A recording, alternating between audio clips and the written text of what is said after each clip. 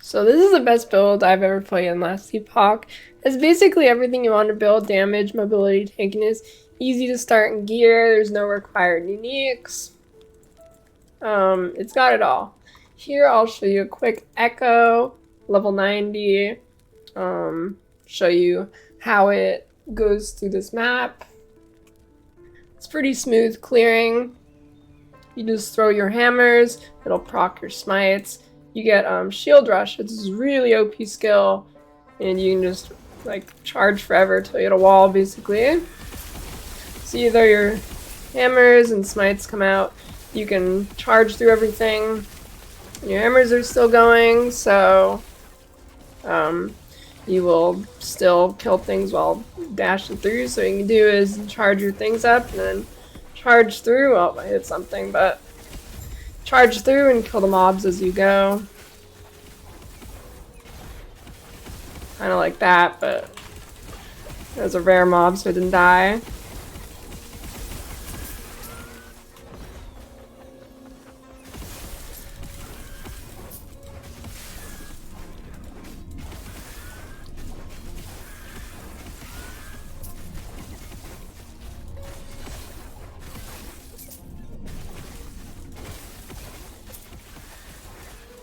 I've been clearing no problem up to this point.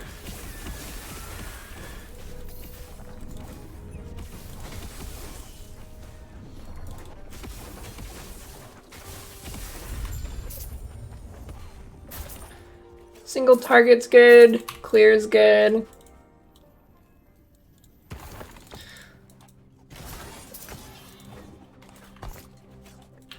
That wasn't really the best showcase of a single target, but I don't have a boss ready, so. Oh well. So the build function, let me see if I can get somewhere with not as intense music. Let's go here. So the build functions by using idols that grant chance to cast Smite when you hit with throwing attacks. They're these adorned idols, the 2x2s, so you can fit 4 of them. They can roll up to 9%, so you can get to 36%. Find this with hitting lots of times with hammers, and you get really big damage. And Smite also heals you on hit, so you got a ton of regen. Makes you really, really tanky. I've had practically no close calls ever on this character. Another option that I haven't really looked at, if you want to sacrifice some clear for single target, doing a different tree for javelin and having more, like, throwing a bunch of javelins might be better for single target, but it will definitely have much worse clear.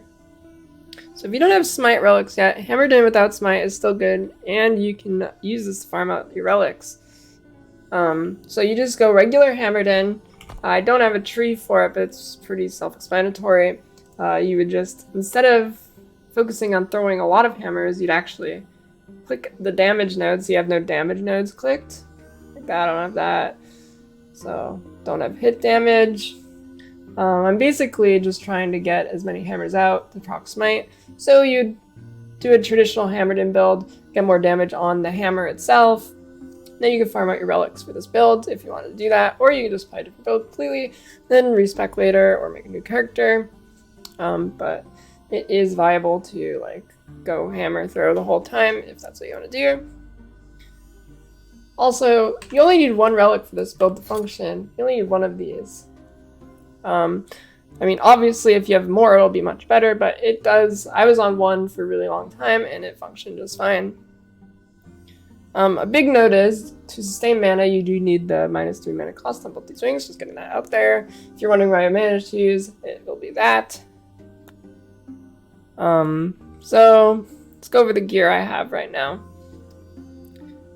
You're basically just looking for getting life and the resistances you need to get capped. I actually have more than this, but my aura is not active here, so let me go here and activate it, so it'll be showing the true res. So that's my true res. As you can see, I have a lot of res. Honestly, it's overkill, but I'm in hardcore, so being extra cautious. So see, I have all capped resistances. I have that much armor, that much block, Some endurance. So I have a lot of tankiness stacked up. My health regen on its own is okay. But then you combine that with hitting a ton of smites and some other sources of regen. You can see I stack a lot of tankiness really quickly while maintaining damage as well. So yeah, it is a very solid build. So anyways, back to gear. You're basically on gear, you're just looking for life in your res. On your tanky gear, or on your gear that doesn't really roll much damage. Yeah, that's really all you gotta worry about. Life, res. Once you get capped, you can focus on other things like endurance threshold or whatever. On your weapon, you're gonna mainly look for like lightning damage, elemental damage, crit chance, crit multi, lightning pen. Attunement is okay on some gear, like I have attunement on my helmet. It's mediocre, but it might be your only option. Like there's not many options on Zimbizu gear for damage. Yeah. On your shield, you'll want block effectiveness, block chance, and then just resistance. And you also want to get some crit avoidance and some other things. The best in-slot Smite idol will be Smite plus chance to shred armor on hit with throwing attacks. I have shred armor on hit with fire attacks, but I'm converting my Smite to lightning, and I'm not sure which one's actually better. I'll get into the difference between fire Smite and lightning Smite in a bit, but ideally you'll have shred armor on hit with throwing attacks, just so it'll work with lightning. Other good suffixes you can get on your adorned idol would be health, block effectiveness.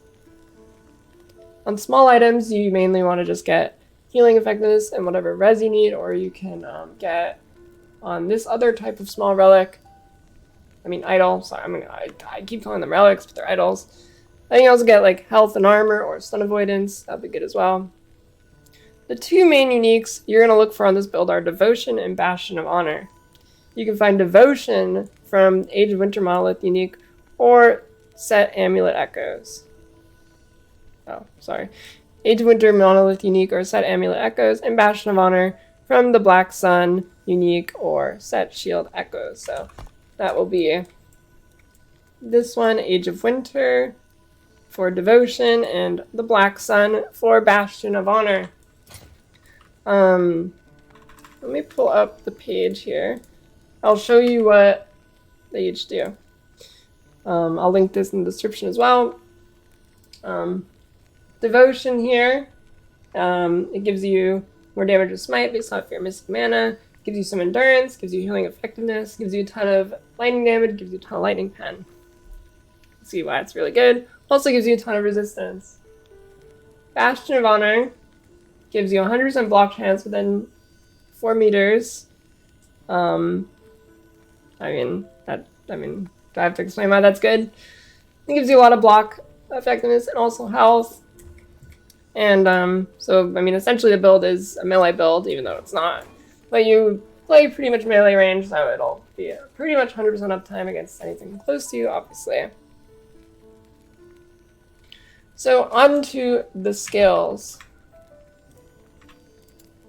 Here is my hammer throw tree. So like I was saying earlier, I don't spec into any really good damage nodes for hammer throw itself, because I'm not really trying to scale with my throwing damage. I'm just using it as a vector to proc my smite. So I go up here and get the orbit one, so it spirals around you and it will follow you and you can just dash through and kill everything. Extra projectiles. And this one's important, it reduces your mana cost. I put 1 point in here just to get these stacks of zeal.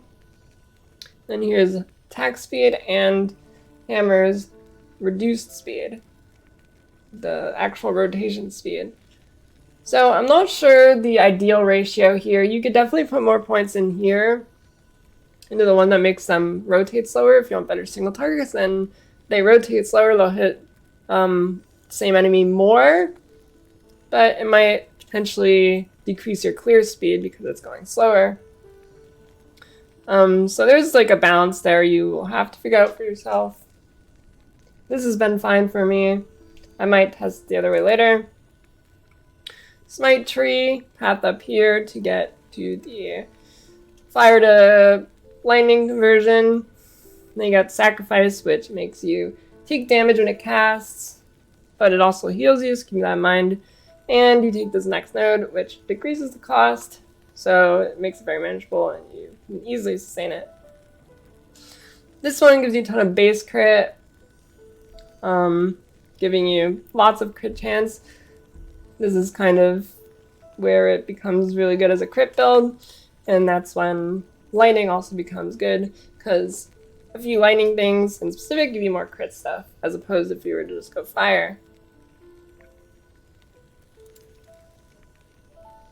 Sigils of Hope. So I only have it level 17, and the page I'll link with the build planner, it does have the full thing, but I'll just go over here. You get some damage here. That's not really the important part of this. You want to go here to get the Summon Sigil on Kill, because it does cost quite a bit of mana. So just having it uptime while you're mapping, you don't have to worry about casting it and losing the mana. That's very good. Then you path over here. This gives you Endurance Sigil, but they're active Sigil. Then you get 4 here. I'd actually put up to 5, but I don't have points. You get +1 here. Take this. Doubles your health regen, but only affects you. And then here gives you block chance. Alright. The Javelin tree. Javelin essentially just acts as another aura / buff. You throw it and path over this node, turns into a battle standard. And so it gives you some endurance threshold, and also it will heal you around it, and it will cast Smite on enemies around it, increasing your amount of smites. Wait. Huh. Okay.